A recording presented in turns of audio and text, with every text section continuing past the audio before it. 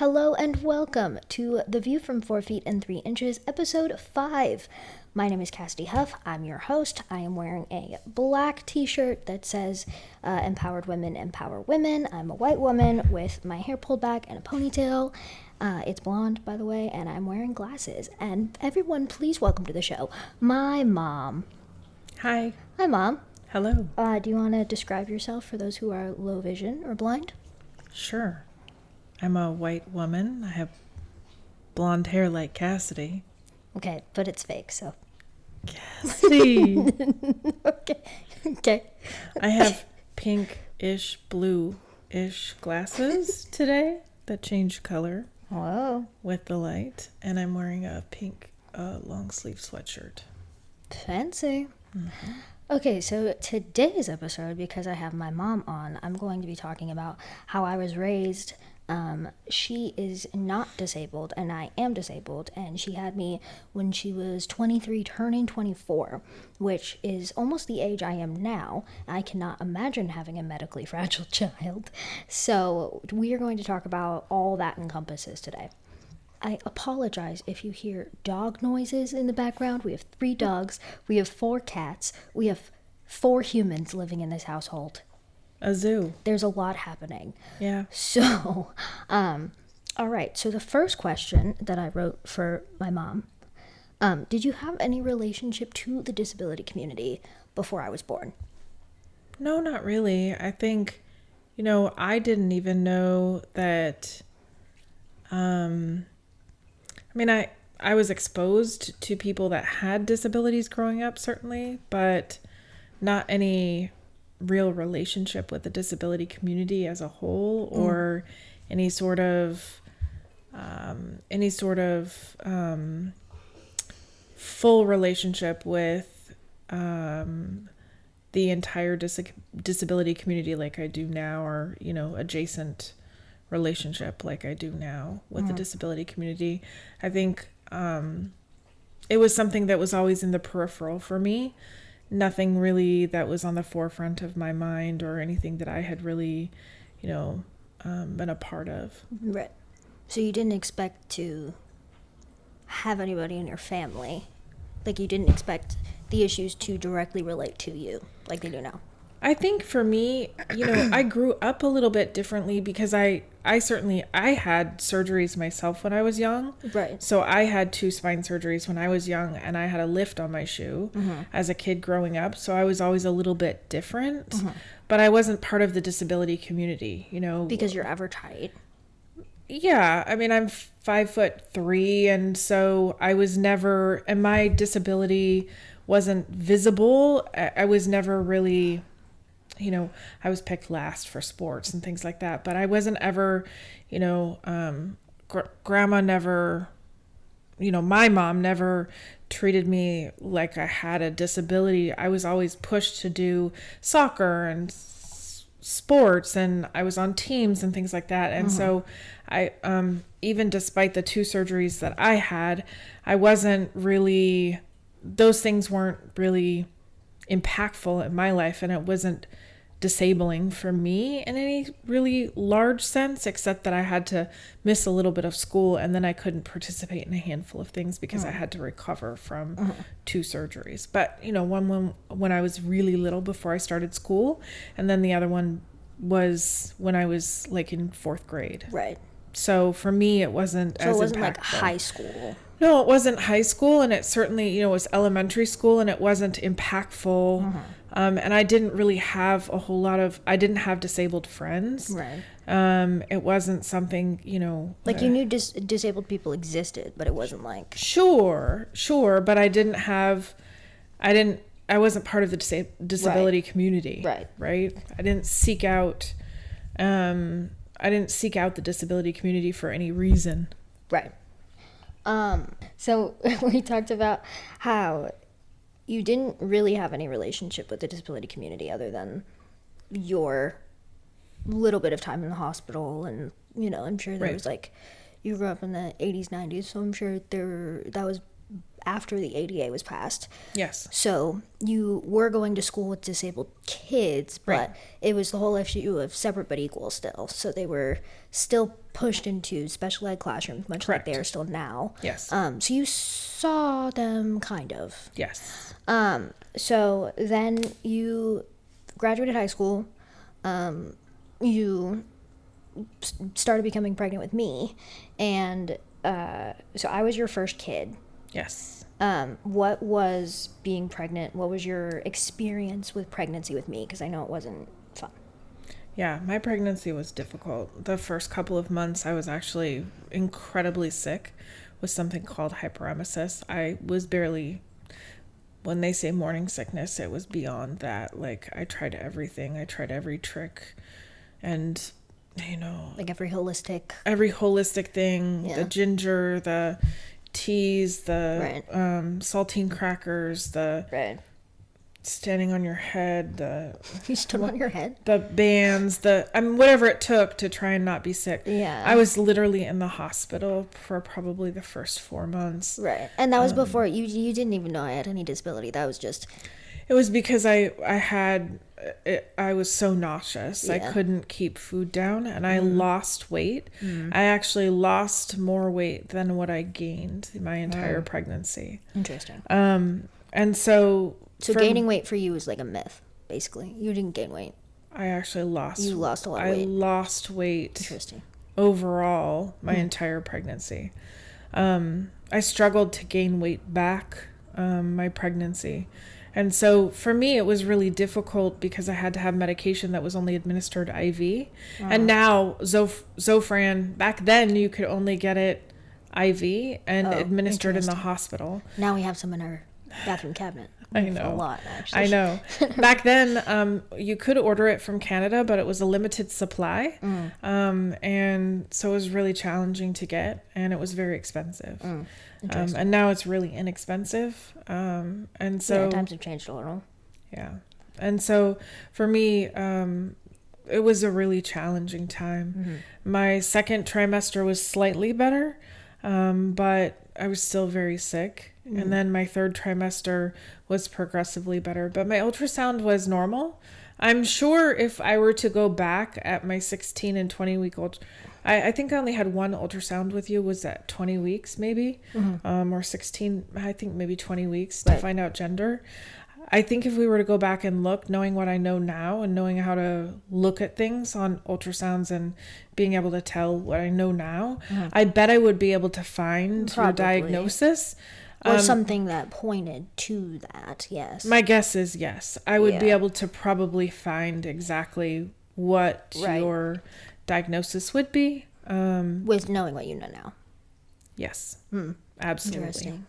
But they gave no indication Nope. that I had anything. Nope. Everything on my ultrasound with you showed normal. Everything showed normal. Interesting. Yep. So you went through your first, second, third trimester, and then do you want to talk about a little bit about my? So you labored for what, like 40-something hours? So right before, the week before I was supposed to, I was right at 40 weeks. Right. And I broke out with a really bad rash across my stomach called PUPS. They're basically like infected stretch marks. That's the best way I know how to describe them. That's horrible. I saw a couple of other providers in the practice. My doctor was not seeing me that week or those 2 weeks because I was supposed to see all the other providers in the practice. Those other providers said, "Oh, you just have to have the baby, then they'll go away. And it's no big deal. Just get over it." And I was so itchy. It was miserable. They were very, very Could you like put anything on them? I took oatmeal baths, and that helped. Aveeno oatmeal baths and like paste. I made a paste out of them, but it was miserable. It was literally like hives. They were so painful.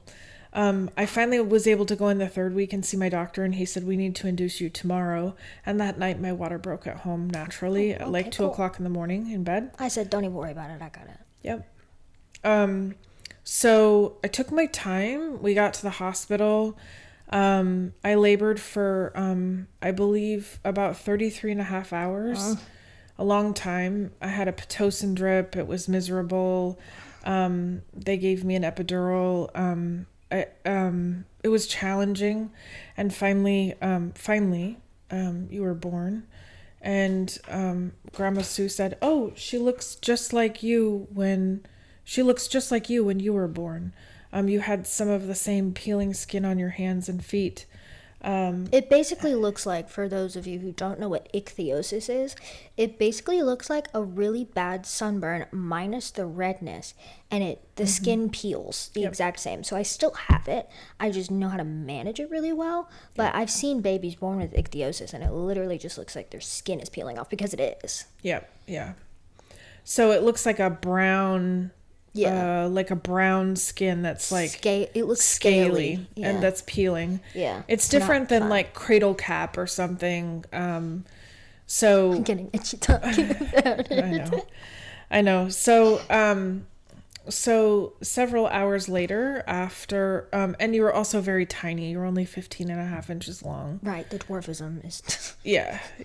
So 6 pounds, 6.5 ounces. So right after I was born, did anybody give you any indication that there was anything wrong? No, nobody said anything then. I was able to just hold you, and you nursed fine right away.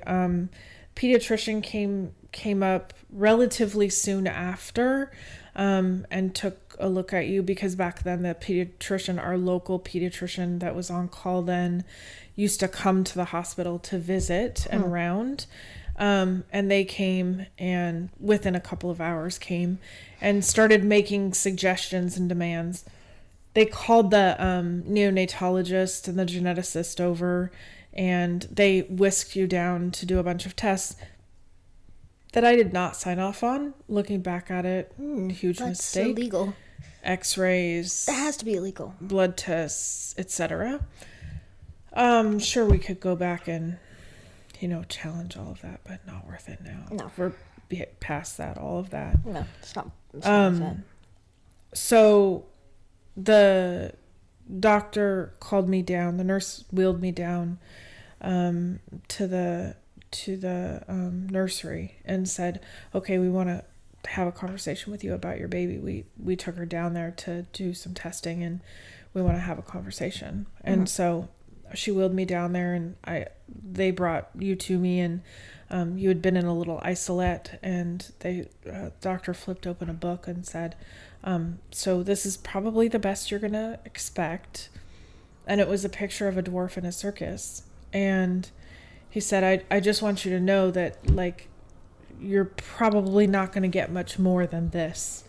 And that's if you're lucky. That's if you're lucky. We don't know if she'll ever walk or talk. And we don't know what she has. But we suggest that she go immediately to the children's hospital. And I said, "You're not going anywhere with her." And I picked you up out of the isolette, and I grabbed you, and I started walking out of the nursery. Like 3 hours after birth, you were just walking? It was about 5.5 or that 6 doesn't make hours. A difference. You were just... And the nurse was like, walking. "Wait, stop! You shouldn't be walking." And there's like blood dripping down my legs, because I had on, the gown. The gown and the mesh panties and the liners and whatever, but like I was just still like I'm like leaking fluids, down my legs.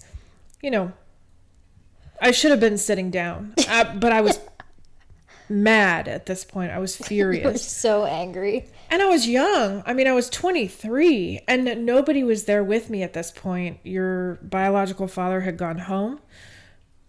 Thanks so much. Grandma Sue and Grandma Sherry had left at that point because they were tired. Everybody was exhausted. I was tired. 30 hours. I was tired too. I was exhausted. Yeah, what do you mean they were tired? I was exhausted. Well, your biological father slept most of the time, but he's not. But we're talking about. But anyways, so I was angry. I was angry that they, had given me that information, and that they were now demanding that I go to the children's hospital, and I was asking questions like, well, can I go with you? And can I ride in the ambulance? How is she getting there? And they said ambulance. And I said, well, then I'm going with her. And he said, no, you can't. You have to stay here and finish recovering. And then you can go over there when we discharge you. And I just started screaming. I said, no, that's not possible. You're not taking her away from me. I just had her. It's only been 5 hours, 6 in hours. your early 20s, and they're like, we're going to take her. So I left. I just grabbed you and I left, and I marched back to my room. It wasn't that far. It was just down the hallway and around the corner.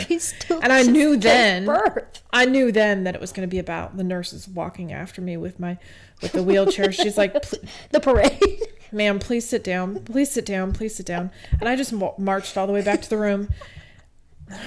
There's just a trail going down the hallway that she had to clean up. Oh. I don't care. No. I mean, that was on her. So she's the one who decided to chase after you. You're taking my water? Yeah, it's okay.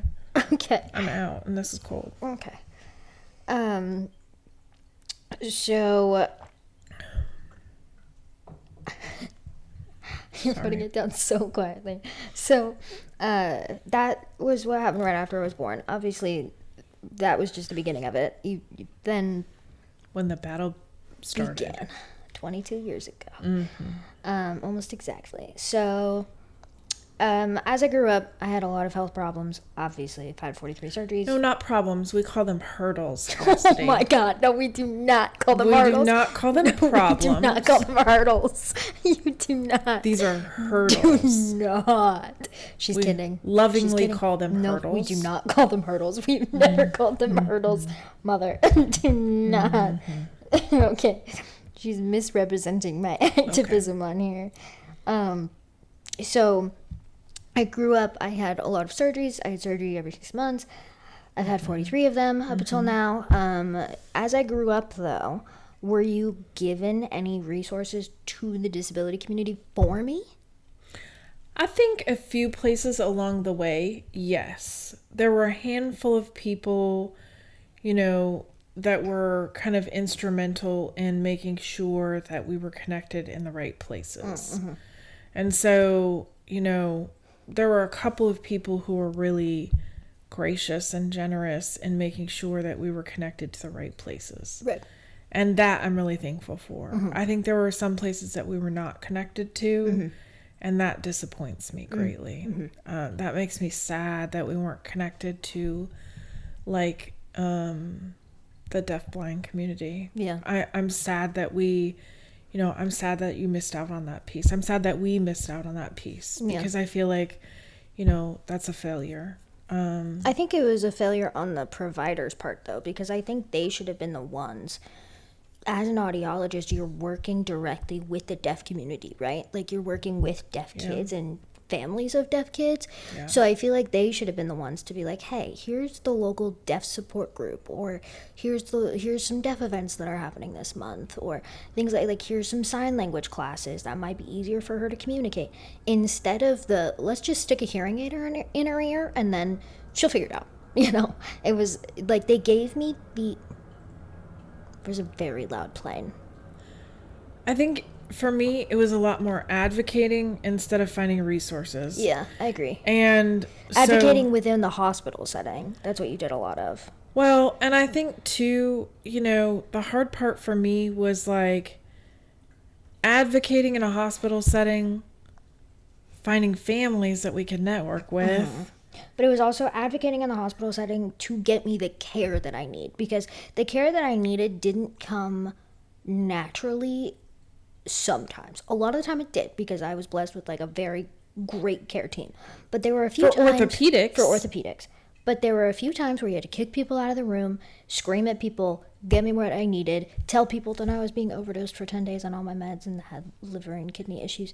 Things like that, where like you had to advocate to get me the care that I needed. I think that's where what a lot of people don't see is that you weren't just bossing people around. You were like, hey, there's something wrong here. Like, you didn't do this, this, this, and this, and now my kid has liver and kidney issues.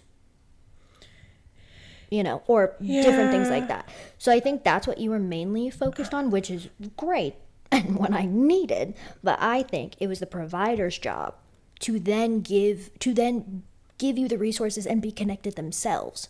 You're working with disabled kids. Yeah, I think a lot of times they're unaware. I agree. I think they fail to connect themselves to resources in their own communities. Right. They fail to connect themselves to their own communities that they're working in. For example, I think, for orthopedics, never once were we connected with families of kids that had prosthetics. I agree. And part of any sort of support group. I agree. There.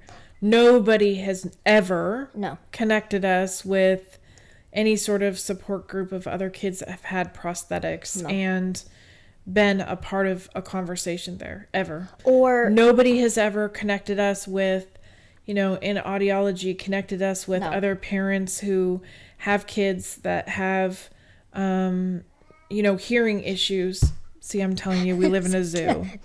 That's our... In case you didn't hear, that's our very old cat that's at the top of the stairs. She thinks she's hungry again, and I've fed her like 4 times today. She's also telling you it's bedtime because it's 11 p.m. when we're filming this.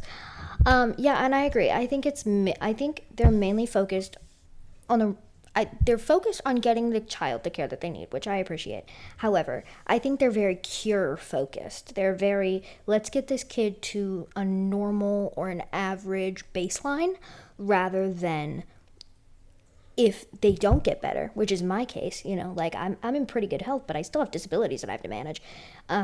If they are going to be disabled for the rest of their lives. They're not looking at whole person care. Yeah, they're not looking at, okay, how can I not only make sure that she gets better health-wise, but she also is connected for the rest of her life to people who understand what she's going through. Now, I will say, our dermatologist... Yes, our dermatologist was great. She's the one that connected us to camps, which is how we got connected to other camps. Yes. Which is how we made friends with people that are some of the most incredible, most giving, most selfless people that 100%. we know. And so without some of that, I think, there are some providers out there that do go above and beyond. Yes, I think she was one of them. I think that, again, though, we're talking about, she wasn't just like, okay, how can I make this kid's skin better and manageable? She was thinking about quality of life in general. It's whole person care. Yes, it's instead not of just symptoms. cure-based. Fix the symptom. Yeah, it's not just, I'm going to put this kid under the knife 43 times and then we'll see what happens, Right. So I think mainly it was the providers that, I don't want to say failed in that aspect because they did keep me alive. Yep. However, I think they could have done a little more research about other people that were dealing with these kinds of things, because now I'm an adult and I'm like, whoa, it's like a whole new world, and I'm introducing my family to that whole new world as well, which is really interesting. Okay, let's move on. What was the hardest part about raising me? Sometimes you're smarter than I am. And it's terrifying. What do you mean I'm smarter than you are? It's terrifying. It really is. It's terrifying. Also, I had a really hard time keeping up with your little Hannah Montana lifestyle. Yeah, that was a little difficult. Driving you all over the city to audition and be on stages and picking you up and driving you and waiting downtown for 3 hours for you to be off of a work shift and work for the theater group and tell the school that I'm sick when I'm really out doing a gig. Oh my gosh. Be on stages and host shows. Traveling. And you taking time off work so that you can travel with me because I was a minor and I couldn't travel by myself. Yeah, I mean, yeah, it was challenging. I think that piece was hard. I think surgery every 6 months was hard. Mm-hmm. That was a hard part of raising you. Mm-hmm. Watching you be distraught leading up to surgery. Yeah. Watching you recover from surgery was hard. Yeah, the PTSD, yeah. Watching you not have a whole lot of friends in school was hard, and watching how kids treated you was shitty. That was really difficult to watch. It was hard to watch that piece of it. Watching you have more adult friends than kid friends sometimes was really hard. All the time. But, you know, honestly, the perks of that sometimes are really cool. You're welcome. I still get her into shows. So. Really cool. The benefits and the perks to that are really cool. You're welcome. I think, you know, the fallout from knowing great pain and having spent so much time in the hospital and having white coat syndrome and having to grow up really fast is really hard. That's challenging. That's challenging for a kid, and it's challenging for a parent of a kid who having to parent that is a nightmare. Well, how do you even parent that? It's really hard. Yeah. Because I remember it mainly when I was a teenager, but I feel like those formative years had already passed by that point because I'd just kind of gotten used to it. But how do you even parent that when you're dealing with like a toddler? Hard. Who doesn't get it, you know? Like who either doesn't have the language to understand what's happening or who doesn't have the brain capacity and the mental maturity to understand what's happening. Very difficult. Yeah, I think that would be difficult. I think that would be the hardest. I think that would be the hardest part about raising a medically complex child. Okay. So now, I was going to say we're going to take a break, but it's too late and I don't want to. Let's do this one first. Having another kid who's not disabled, is there a difference in how you parented or treated me versus my sister? No. Nope. No. I think... Well, I mean, there's certain things she can do, like take out the garbage that you can't, but... But you made me do other things. You had to do a lot of other stuff that she didn't have to do, so... To make up for that, yeah. Yeah, I mean, there's trade-offs, I think, and I think Ella had to grow up really fast, too. Yeah, and so, you know, I think y'all both had to really grow up fast. Yeah. And so I don't know as there's any difference in how I parented the two of you. I think you grew up with relatively consistent parenting and I agree. were treated mostly the same. You left and she's gotten my time in a different capacity. You got my time in a different capacity for different things. When you needed me for auditions and travel and things like that. The hospital. Yeah, in a different... Why did you skip that? I was leaving the hospital out because medicine is different, I think. I would agree. That wasn't exactly quality time. Well, I mean, yes and no. I mean... It was, but it wasn't because we were forced. Yeah. It wasn't a fun experience. Sometimes it was. But most of the time, it was not like a fun, like, let's go do this. You know? It was more of like a, guess what we did have some fun in the hospital. We had great times in the hospital. But it was because we were forced to be there. We made the best of it. Taking over the boardroom and we took over the boardroom many times. I busked in the hospital. You made money. I did. People paid me to hear me sing. Yeah, so I'll they take did. it. So I just thought of a question and I forgot it. Anyways, how has your opinion on disability changed as I've grown up? Yeah, the question I was dreading. Why are you dreading that question? First of all, I sent these to you 8 hours ago, and you didn't read them until 15 minutes before we started this. So you were dreading this question for the last 45 minutes? Smooth under the bus. So I would say my opinion on disability has changed a lot over the last 22 years, only because I think I see how important it is to advocate for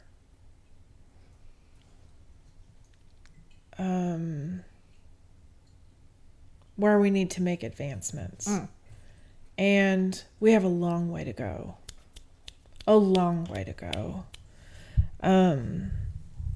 It's challenging to me that, you know, there are still not curb cuts places, pushing your wheelchair and trying to navigate when elevators are broken, or even, as just simple things, trying to navigate you, trying to get access for, just basic needs for you. It shouldn't be that difficult for someone who's disabled to get some basic needs met. Like in school and in public, everywhere. School, public, health insurance. I mean, I'm talking about everything. Yeah. Why we've had to advocate and I've had to push so hard for some basic needs. Yeah. I will always struggle with why we had to push, and I had to appeal to get you a wheelchair and a smart drive. I honestly still to this day do not understand that. How are you Southern right now? I don't understand. I don't know. You have like a Nashville accent. I just don't understand why I had to appeal to get your wheelchair. And it just doesn't, it amazes me that we had to go through rounds of appeals to get that taken care of. And I just, it boggles my mind that we have basic needs that aren't being met for disabled people every day. And to say that people don't qualify for hearing aids, or that we can't get basic needs met for people is atrocious in the disability community. To destroy wheelchairs when people are flying, or to not to deny access for service dogs, or there's a whole multitude of things. My view has changed drastically in the last 22 years for all of the things that we regularly encounter, the hate that we get, the hate that you experience on a daily basis online from things that you post, the trolls that I see that post negative comments, some of which I find very hilarious and I think are just ridiculously stupid and ignorant. You comment back to them. Sometimes I do, because I just can't help myself because they're so dumb. But others, I am floored by just how absolutely ignorant people are. Right. And I cannot I'm in absolute shock and disbelief how people can be so ignorant about what they believe something actually is. Yeah. I think your perspective on disability has changed because my perspective and opinions on disability has changed too, Yeah. I feel like we've really grown and learned a lot from, well, mainly trial and error, but also from each other. So you talked about it a little bit, but when I don't even think I brought it up to you, I think I just started doing it. Also, I was an adult by that point, but what did you think about when I first started my disability activism online? Oh, I thought it was great. I mean, you weren't scared at all? I think initially maybe a little bit scared for how much backlash you might get. Because I think there's trolls everywhere, and I think,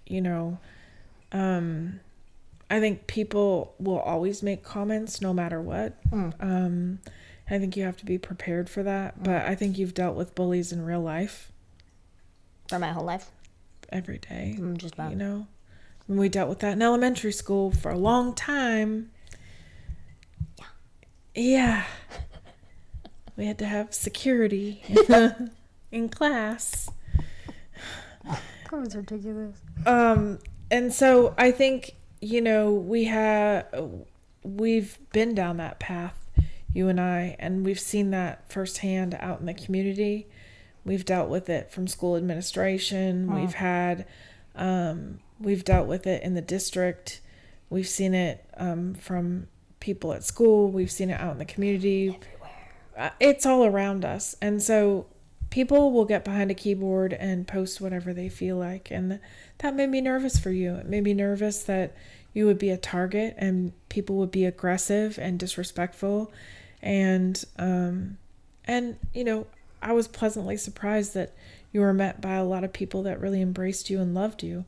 There's a small portion of people out there that are really, really negative. Yeah. And that's always going to be the case. But haters gonna hate. Yeah. So keep clicking away, keep posting, keep paying my rent, keep paying the rent, keep commenting, keep liking, and keep reposting and tagging your friends, because it's paying the bills. We enjoy that, and frankly, it's quite entertaining. I think so too. I like it. So were you surprised? Because my first ever video that I ever, Mom remembers when I was like 11 or 12 and I was posting on YouTube. And I was thinking about this the other day when I was thinking about having you on the podcast, because I remember specifically you came in one night. I was probably like 10, 11, and you were like, okay, it's bedtime. And I was like, Mom, I have to post this YouTube video. 51 people are waiting for this. And you were like, I can assure you, nobody's waiting for this. Go to bed. This is not up for debate. You need to go to sleep. So I remember, you remember those days, but were you, because of those days, were you surprised that my very first TikTok ever went, pretty viral? Yeah. It was pretty awesome. It was pretty good. Yeah. I posted it at 11 p.m. and then a lot of people really liked it. So I think I got, I think it's up to, probably 500,000 now. Yeah. Which is nothing compared to what we've seen lately. I mean, my video that I posted yesterday has hit 1 million today. You're so mad about that one. I'm so irritated about it. So angry. It's just a TSA video. It's literally just walking through TSA. That's all it is. Let me walk you through TSA. She's so angry. That's it. It's such a mundane video, and she's seen so boring. How many times have I seen you walk through TSA, Cassidy? There's so many more interesting videos you've posted besides walking through TSA. And why does this one 400 views? 1 million views. It's probably over 1 million though. Great. So love this. All day I've been it's up to 800,000. It's up to 900,000, and she's so angry. So love this. So fast. Yeah. So were you surprised that because I know that I've been I'm gonna be I didn't actually ever say that I was gonna be an activist, but because of my past where I was like, no, you don't get it. 51 people need to see this video. Were you surprised that the first one that I posted on TikTok actually went somewhere? Because you were the one. I'm not surprised. It was me introducing myself. You couldn't have been that wouldn't it make sense. So I've quit telling you no to things, because what I've realized is when you say you're gonna do something, you do it, and then when you say no to it, then I do it. You do it more, and then it just harder. goes viral, and then I have to eat my words, and then I look like an idiot. So I'm done saying that. I'm done telling you I don't know if that's a great idea. So I'm done saying those things. If it's actually bad, you're like, don't do that. That's not good for you. I think I'm at the point now where you're 22, and so y'all have to learn from your mistakes.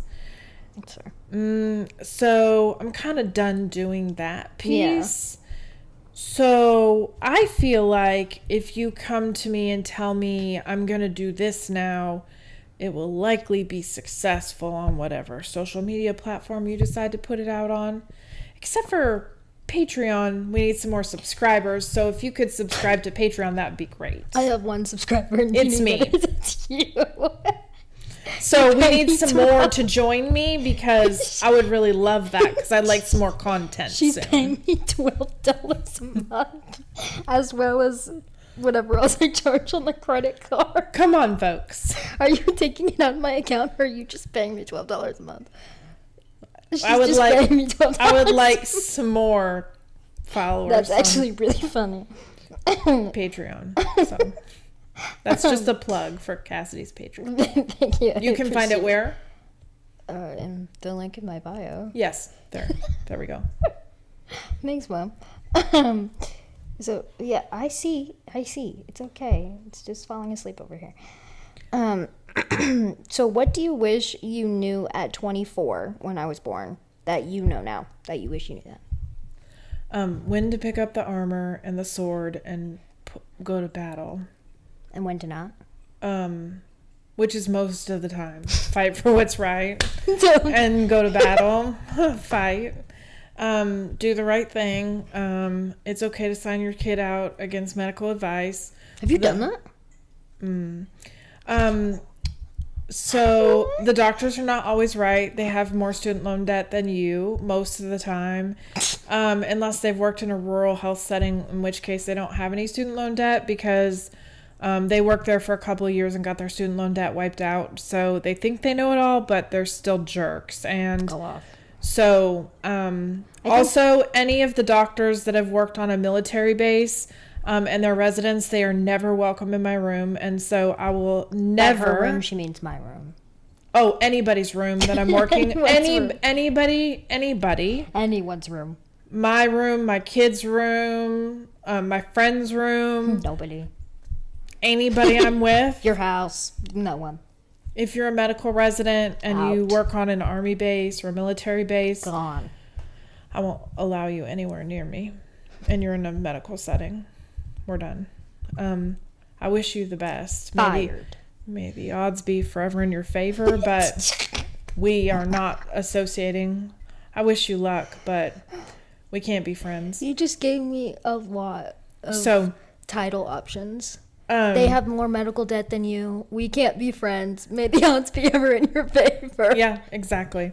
Let's see. The other piece that I wish I knew at 24 that I wish that I know now. It's okay to tell people no. It's fine to get a second opinion. You don't always have to go with the first opinion. It's fine to seek out second opinions about anything medically. Going with the first opinion is not always the right choice.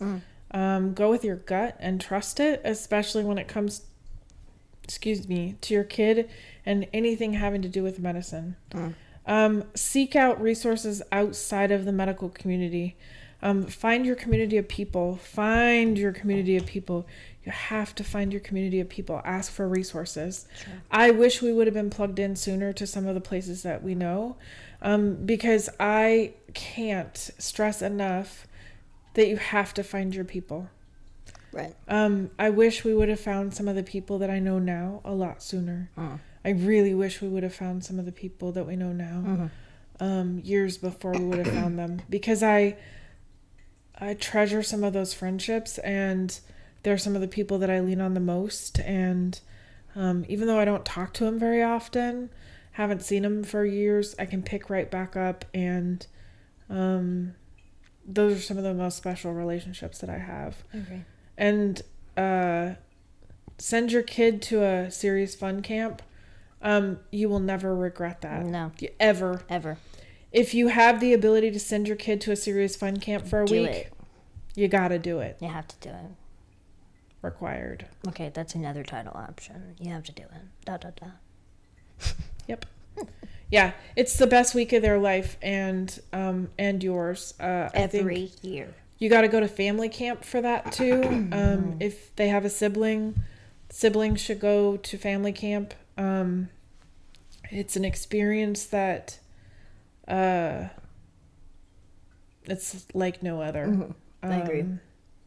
I honestly that could be a whole other video podcast about serious fun and what that whole experience has meant, camps, and what the experience of being part of serious fun has meant to us.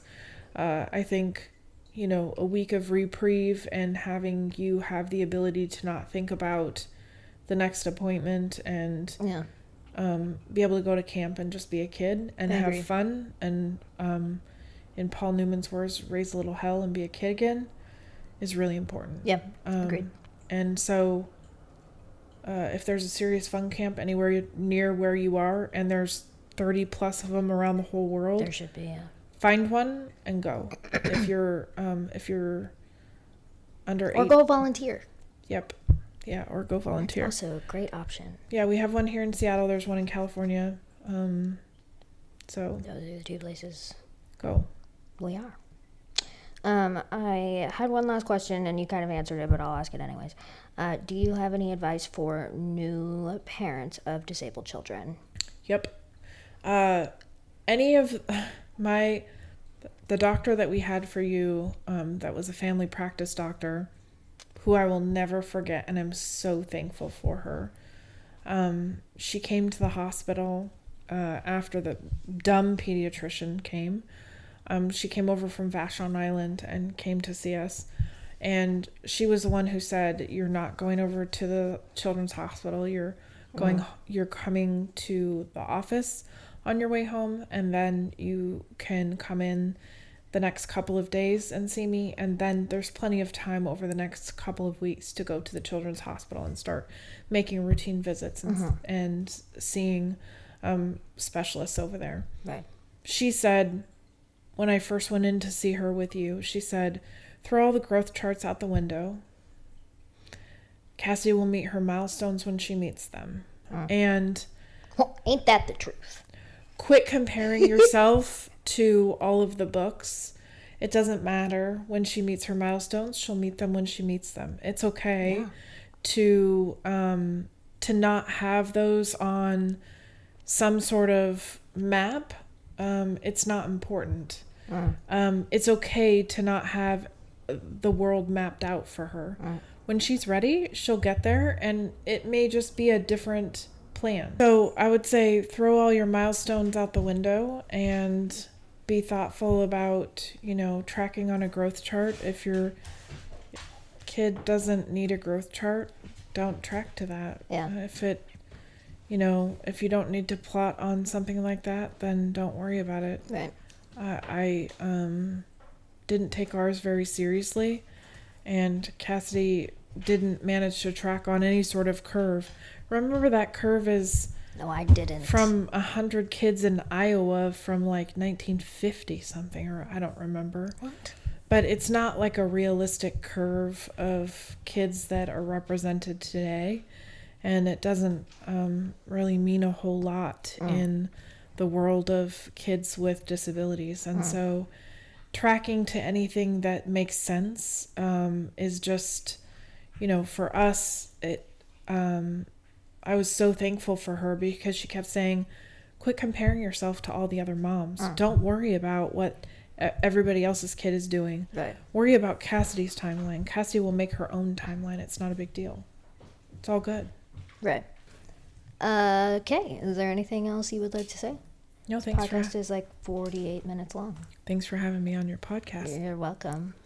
Thank you so much for watching. Please make sure to give a 5-star rating, like, subscribe, comment, depending on where you're watching. Make sure to follow me on all my other social media where I post every single day.